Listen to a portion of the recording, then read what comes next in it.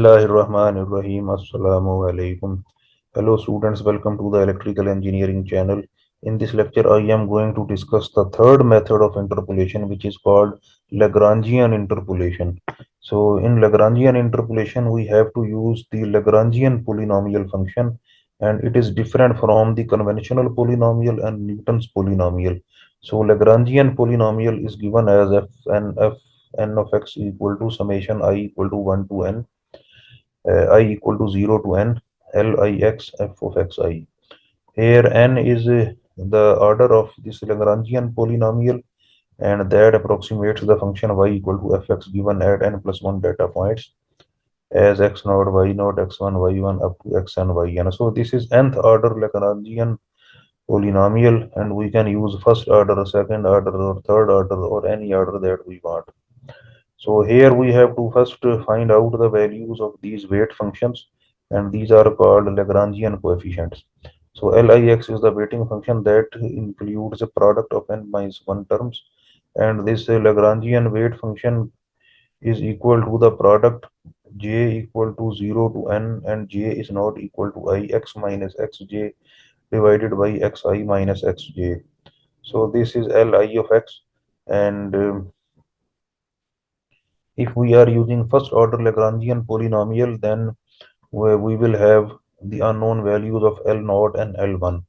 So first we will calculate L naught, and then we will calculate L1, and in this is the symbol of the product, and in this expression j actually varies from 0 to n, and we have to remember that j cannot be equal to I.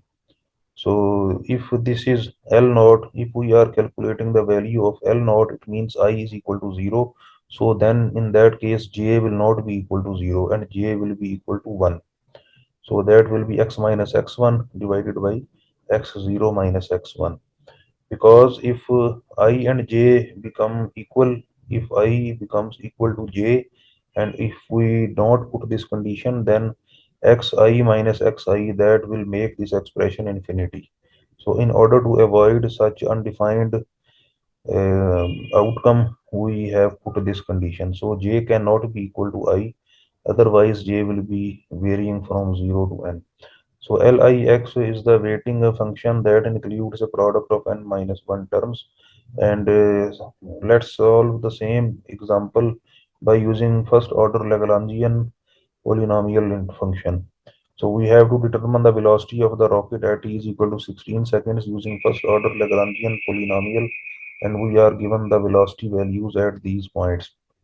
So v of t is equal to summation I is equal to 0 to 1 Li Vti.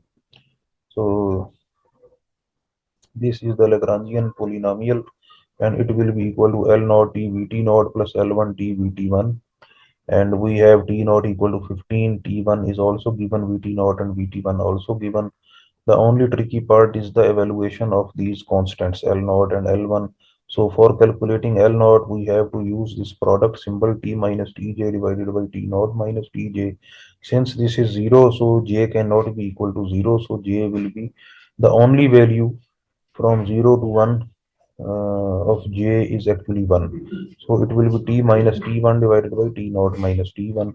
So t is equal to 16, t1 is equal to 20, t naught is equal to 15. So it will be equal to 0.8. Similarly, we will calculate the value of L1t, and it is equal to the product. Again, the same expression. In this case, j cannot be equal to 1. So j will be equal to 0. So it will be t minus t0 divided by t1 minus t0. So it is equal to 0.2.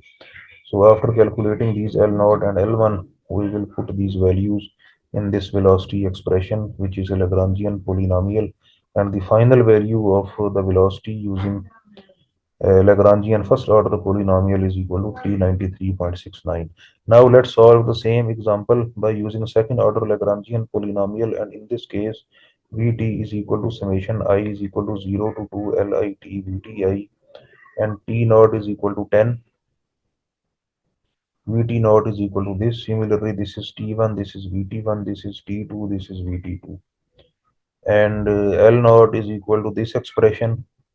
And in this case, j will be varying from 0 to 2, but j cannot be equal to 0, so the possible values of j are 1 and 2. So first we will put the value of j equal to 1, and then we will use a multiplication sign, and then there will be the term in which j will be equal to 2. So t minus t1 divided by t naught minus t1 multiplied by t minus t2 divided by t naught minus t2. Similarly, let's calculate the value of L1t. So it is equal to t minus t naught divided by this multiplied by t minus t2 divided by t1 minus t2. And finally, L2 will be equal to t minus t naught divided by t2 minus t naught multiplied by t minus t1 divided by t2 minus t1. So putting all these values in this second order Lagrangian polynomial, the final calculated value of the velocity is equal to 392.19. So that is all about our today's discussion. I hope you have enjoyed and understood the concept of Lagrangian polynomial interpolation method. For watching more lectures, please subscribe this channel. Until the next lecture, it's goodbye.